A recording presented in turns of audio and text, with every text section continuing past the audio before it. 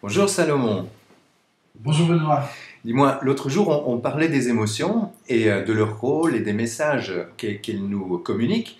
Et en fait, on voulait parler de la colère et puis, somme toute, on l'a un peu zappé. Oui, Donc voilà une bonne occasion de prendre le temps de revenir sur cette émotion particulière et peut-être que tu nous dises un peu plus ce qu'est la colère dans le fond. la colère d'abord, c'est une émotion, certainement. Moi, je dirais qu'il y a deux choses à comprendre avec les colères. D'une part, le signal, le message, le monde n'est pas assez bon pour moi. Soit que je suis en manque de quelque chose, soit qu'il y a des choses qui me dérangent. Donc, le monde ne m'aime pas bien, et c'est un signal. Mais c'est aussi, curieusement, physiologiquement, la colère, par les hormones que ça fait sécréter, de l'adrénaline par exemple, parmi d'autres, c'est un recruteur d'énergie, émotionnellement, hormonalement, physiquement, on est disposé à avoir plus d'énergie.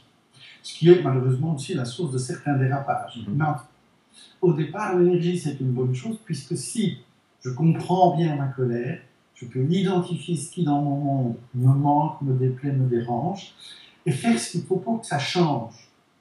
Aujourd'hui, on est encore beaucoup dans la croyance selon laquelle il faut exprimer la colère, et donc parler avec colère, des manifestations de mécontentement.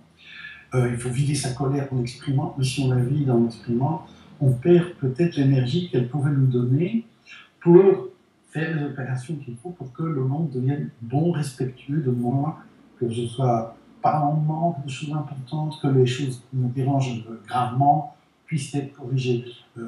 Quelqu'un fait du bruit qui me dérange, je dis, je n'ai pas besoin de me fâcher, je dis, veux-tu bien réduire le volume parce que moi ça me dérange, j'ai mis l'énergie utile à ce comportement.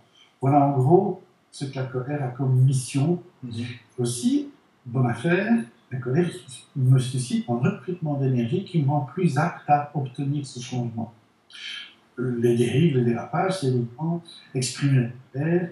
Avec cette énergie, on peut aussi vouloir faire des choses musculaires.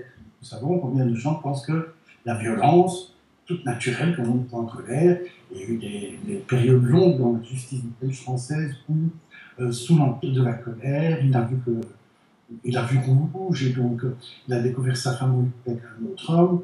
Il a vu rouge, il a tiré un coup de revolver. Il y a des circonstances atténuantes. Alors qu'au fond, c'est un total mésusage de sa colère. Tout à fait. En même temps, tu dis, on est dans un moment où il faut, enfin certains disent qu'il faut exprimer absolument sa colère. Par ailleurs, on peut imaginer aussi que beaucoup de gens veulent réprimer leur colère. Oui, je rappelle que l'exprimer n'est pas en soi une chose utile à la colère, pour la colère. L'utiliser, c'est bon. La réprimer, c'est évidemment tout à fait grave. Ça veut dire que moi aussi, je suis l'ennemi de mon bonheur. Je contribue à ce qui me manque, à ce qui me dérange. Je deviens vraiment méchant avec moi. Je ne suis pas mon ami si je réprime ma colère. Pas étonnant que ceux qui répriment leur colère beaucoup, longtemps, ils finissent anxieux, dépressifs, déconnectés, burn-out. La liste est longue des conséquences de ce blocage, une colère qui est une émotion utile.